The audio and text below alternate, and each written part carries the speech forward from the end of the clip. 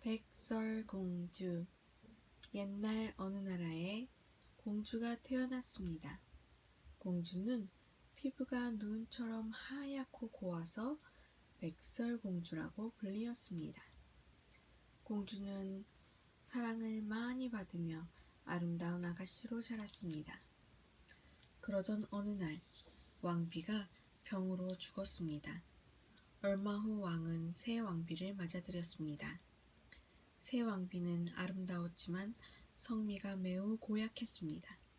그래서 왕이 죽자 공주에게 헌옷을 입히고 힘든 일도 시켰습니다. 새 왕비는 날마다 마법의 거울에게 물었습니다.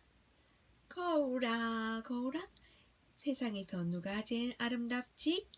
그러면 거울은 이렇게 대답했습니다. 왕비님이 제일 아름답습니다. 한편 공주는 멋진 왕자를 만날 꿈을 꾸면서 부지런히 일했습니다. 어느 날 아침 공주는 우물가에서 노래를 불렀습니다. 그러자 비둘기들이 구구거리며 말했습니다. 구구구구구구, 소원이 있으면 우물에 대고 빌어보세요. 메아리가 들린다면 소원이 이루어진답니다. 백설공주는 우물에 대고 말했습니다. 나를 구해줄 왕자님을 보내주세요. 그러자 곧 잘생긴 왕자님이 나타났습니다. 나의 아내가 되어주시겠습니까? 이제껏 왕자님을 기다렸습니다.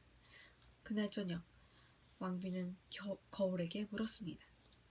거울아, 거울아, 세상에서 누가 제일 아름답지? 거울이 대답했습니다.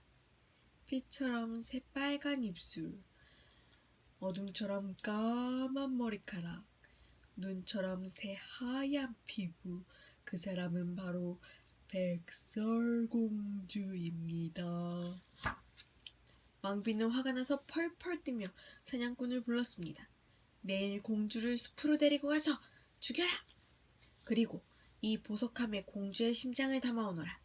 공주가 정말로 죽었는지 알 수 있게 말이야.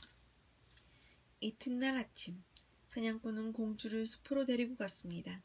공주는 왕비에게 줄 꽃다발을 만들었습니다.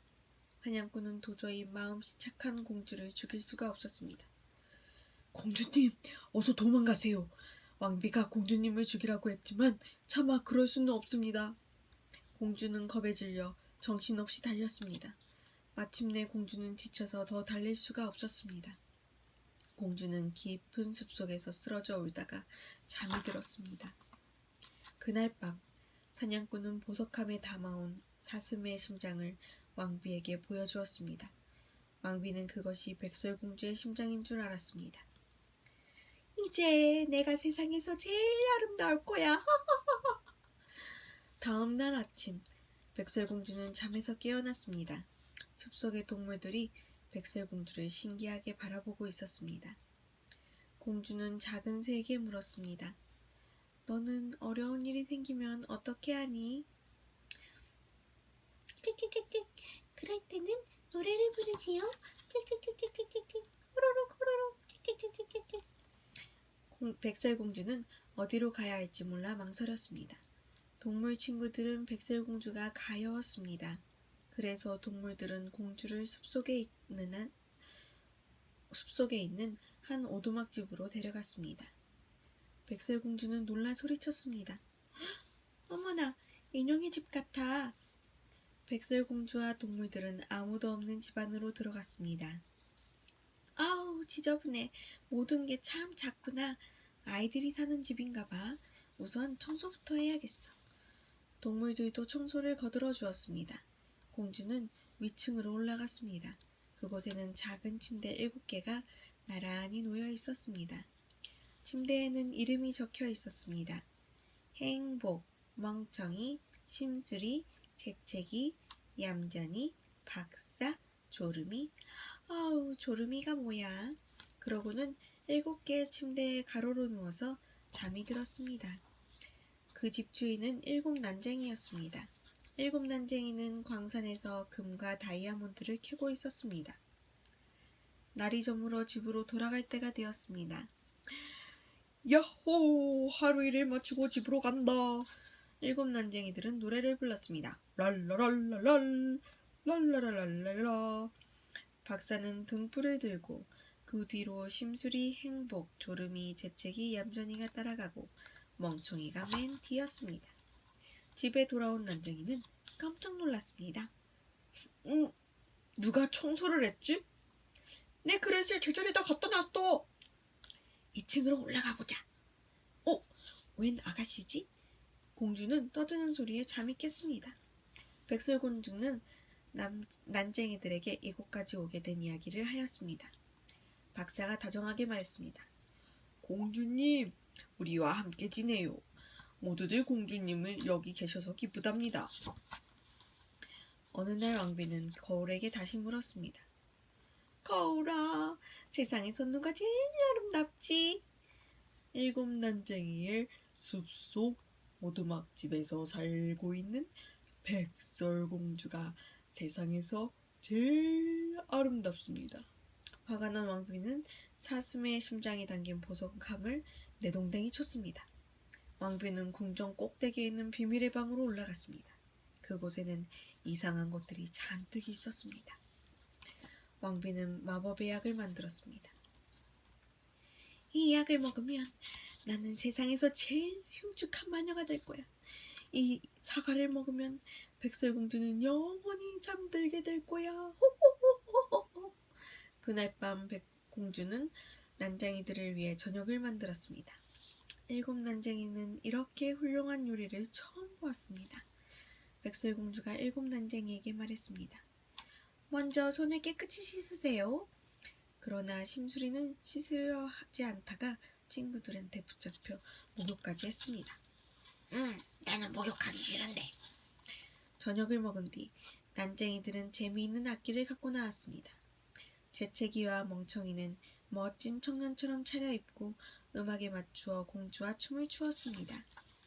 다음 날 아침 공주는 난쟁이들에게 입을 맞추며 잘 다녀오라고 인사했습니다. 박사는 공주에게 단단히 일렀습니다. 조심하세요, 공주님. 낯선 사람하고는 절대 이야기하지 마세요.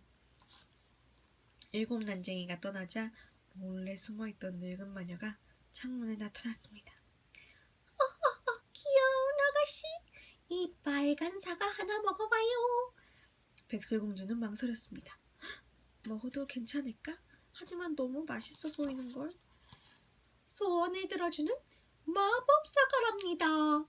이 말에 공주는 귀가 솔깃해졌습니다. 백설공주는 사과를 한 입 베어 먹었습니다. 그러자 온몸에 독이 퍼지기 시작했습니다.